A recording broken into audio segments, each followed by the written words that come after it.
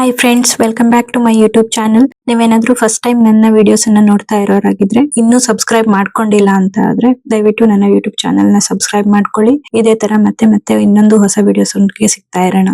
So ಇವತ್ತು ಎಲ್ಲಾದ್ರೂ dinner ಹೋಗೋಣ ಅಂತ ಅನ್ಕೊಂಡು ಹೊರಟ್ವಿ. ಎಲ್ಲಿ ಅಂತ ಪ್ಲೇಸ್ ಡಿಸೈಡ್ ಆಗಿರ್ಲಿಲ್ಲ. ಹೀಗೆ ಹೋಗ್ತಾ ಹೋಗ್ತಾ ನಾಗರಬಾವಿಯ ಶೆಲ್ಬಿ ಕಾಣಿಸ್ತು. ಇಲ್ಲೇ ಹೋಗೋಣ ಅಂತ ಹೋದ್ವಿ. ಎಂಟ್ರಿ ಕೂಡ ಆದ್ವಿ.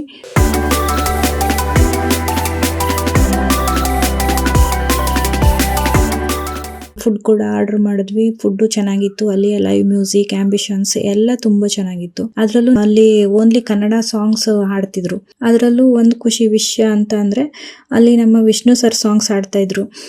ನಾವು ಕೂಡ legendary Vishnu sir's big fan ಆಗಿರೋದ್ರಿಂದ ನಾವು ಕೂಡ ಕೆಲವು ಸಾಂಗ್ಸ್ ನ ರೆಫರ್ ಮಾಡಿ ಹಾಡ್ಸ್ಕೊಂಡು ಆ ಹಾಡನ್ನ ಕೇಳಿದ್ವಿ.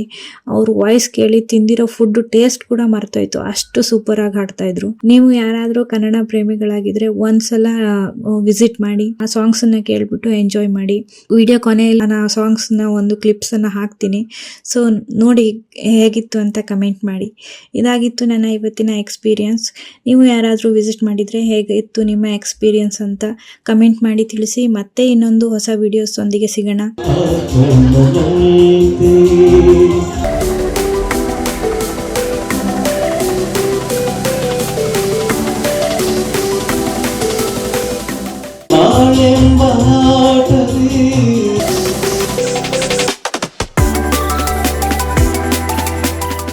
ಇನ್ನು ನನ್ನ ಯೂಟ್ಯೂಬ್ ಚಾನಲ್ನ ಸಬ್ಸ್ಕ್ರೈಬ್ ಮಾಡ್ಕೊಂಡಿಲ್ಲ ಅಂತಂದ್ರೆ ದಯವಿಟ್ಟು ಸಬ್ಸ್ಕ್ರೈಬ್ ಮಾಡ್ಕೊಳ್ಳಿ.